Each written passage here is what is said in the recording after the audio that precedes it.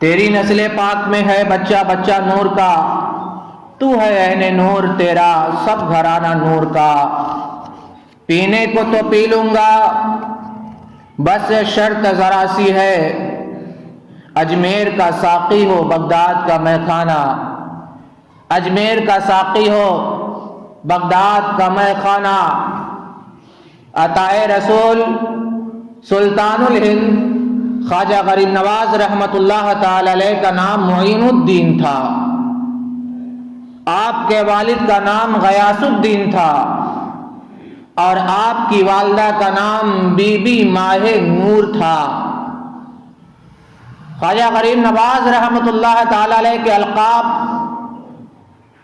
کئی ایک ہے،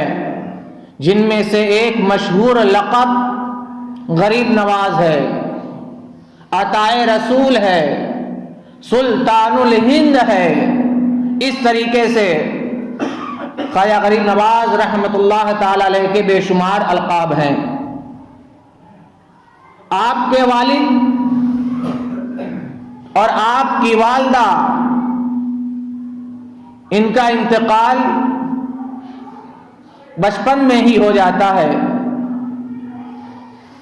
سلطان الہند خواجہ غریب نواز رحمۃ اللہ تعالی علیہ کی پیدائش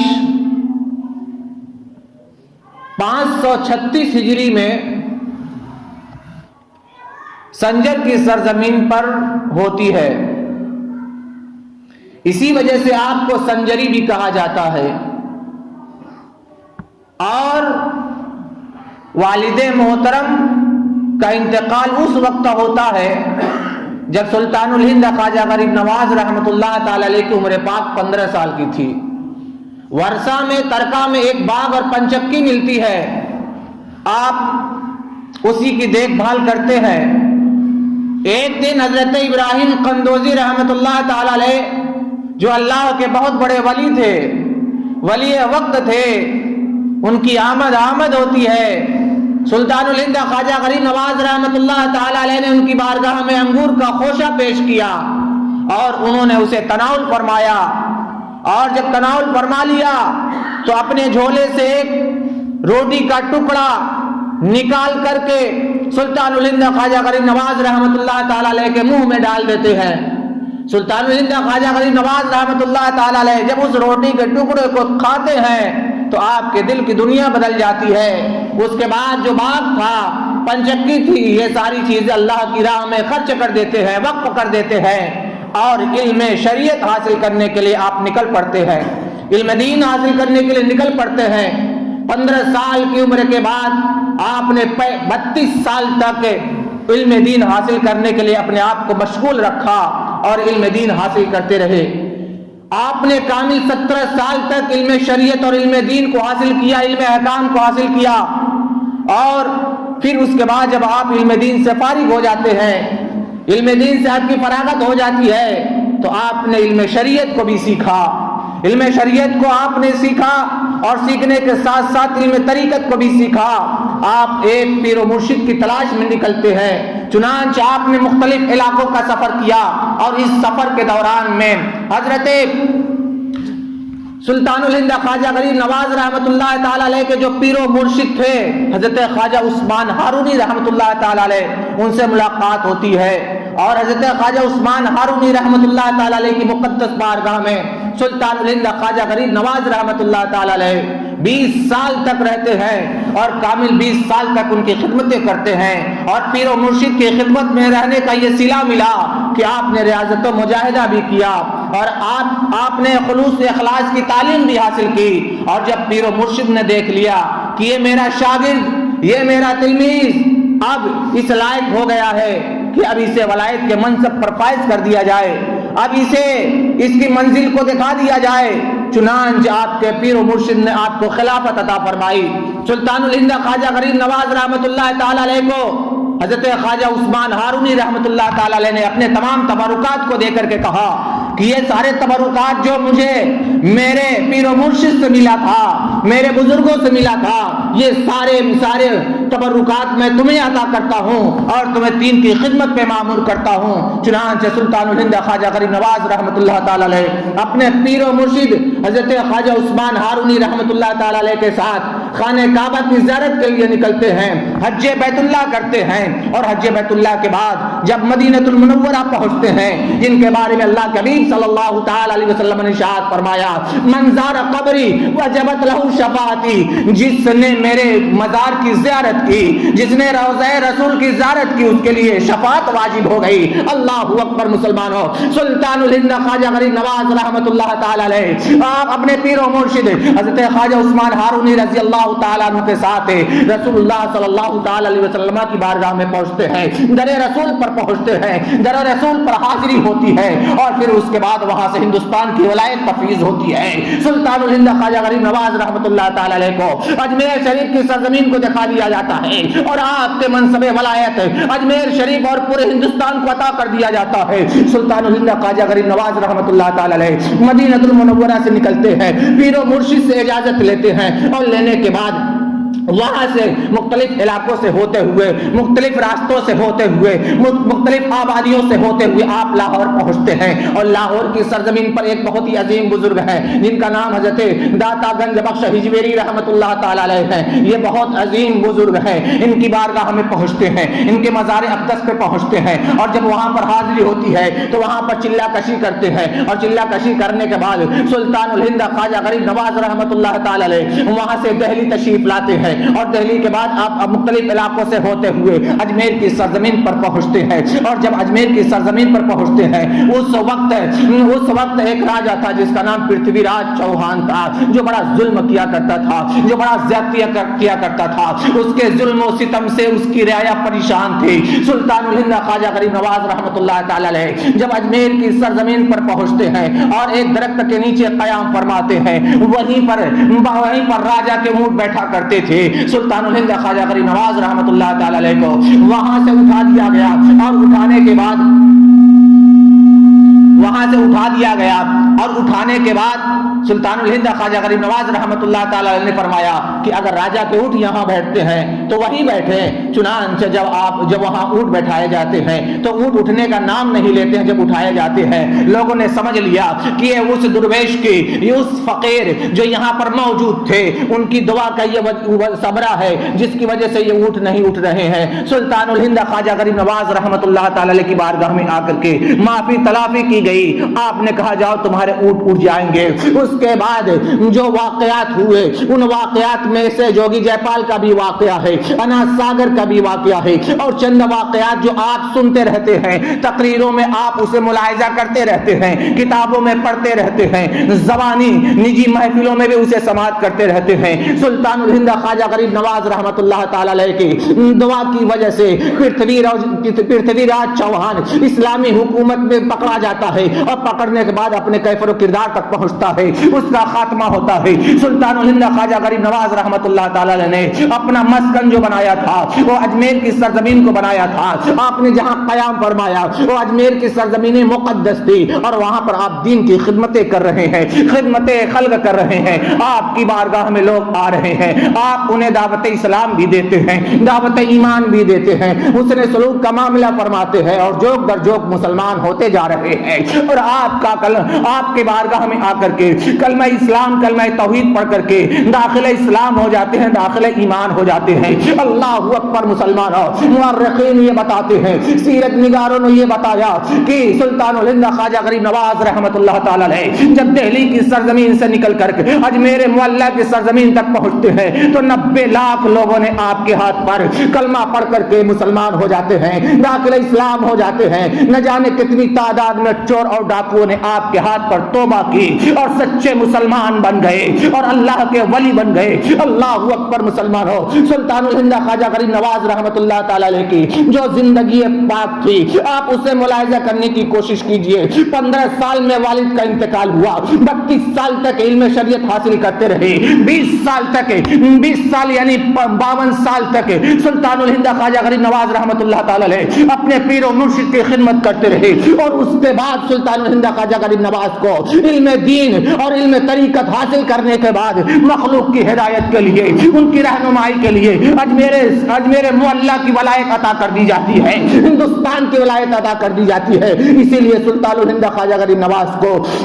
سلطان الہند کہا جاتا ہے، غریب نواز کہا جاتا ہے۔ آپ محبت رسول میں مچلا کرتے تھے، شوق رسول میں، رسول اللہ صلی اللہ تعالی علیہ وسلم کی محبت میں آپ رویا کرتے تھے۔ آقا کریم صلی اللہ تعالی علیہ وسلم کی جب حدیث مبارکہ بیان کرتے تھے تو آپ کے آنکھوں سے آنسو جاری ہو جایا کرتے تھے۔ لوگوں سے کہا کرتے تھے کہ جو رسول اللہ صلی اللہ تعالی علیہ وسلم کی اتباع نہیں کر رہا ہے، جو ان کی سنتوں کی پیروی نہیں کرتا ہے، جو ان کی سنتوں کو چھوڑ دیتا ہے، وہ اللہ کے حبیب صلی اللہ تعالی علیہ وسلم کی بارگاہ کا شرمندہ انسان ہے، اور جس سے رسول اللہ صلی اللہ تعالی علیہ وسلم ناراض ہو جائے اور رسول اللہ صلی اللہ تعالی علیہ وسلم کی مقدس بارگاہ میں کل قیامت کے دن چہرہ کیسے دکھائے گا، کل وہ رسول اللہ کی شفاعت کیسے حاصل کرے گا۔ اللہ اکبر مسلمانوں، میں آپ سے پوچھنا چاہتا ہوں، دل کے تھا گہرائیوں سے سوچ کر ہمیں بتانا کہ جو سنت رسول کو چھوڑتے ہیں، نمازوں کو پڑھتے تو ہیں،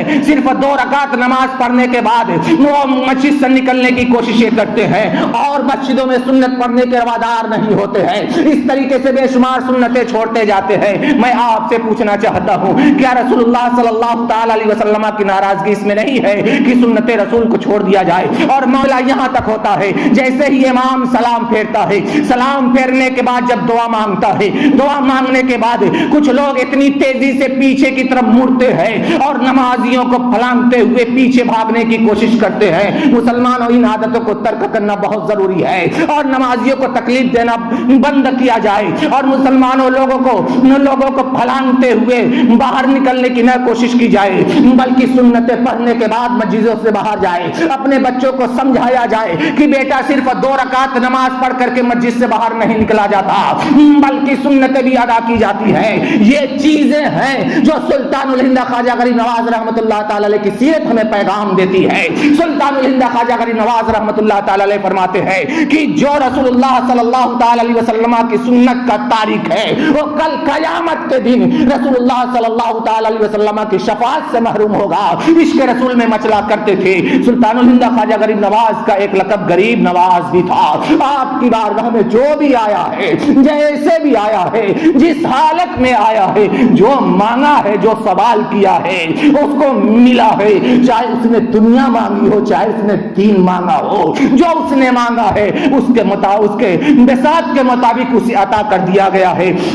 اللہ اکبر مسلمانوں، سلطان الہند خواجہ غریب نواز رحمۃ اللہ تعالی علیہ کی سیرت پڑھنے کے بعد ہمیں سمجھ میں آتا ہے کہ ان کا اخلاق بہت اعلیٰ تھا، رحم دلی کوٹ کوٹ کر کے بھری ہوئی تھی۔ آپ سوچ سکتے ہیں اور آپ سمجھ سکتے ہیں کہ کوئی قتل کرنے کے لیے آئے، کوئی ختم کرنے کے لیے آئے اور جاننے کے بعد اسے معاف کر دینا، اسے رحم دلی کہا جاتا ہے، اسے مروت کہا جاتا ہے، اور یہ اخلاق کی ایک اعلیٰ قسم اور صفت ہوا کرتی ہے۔ حضور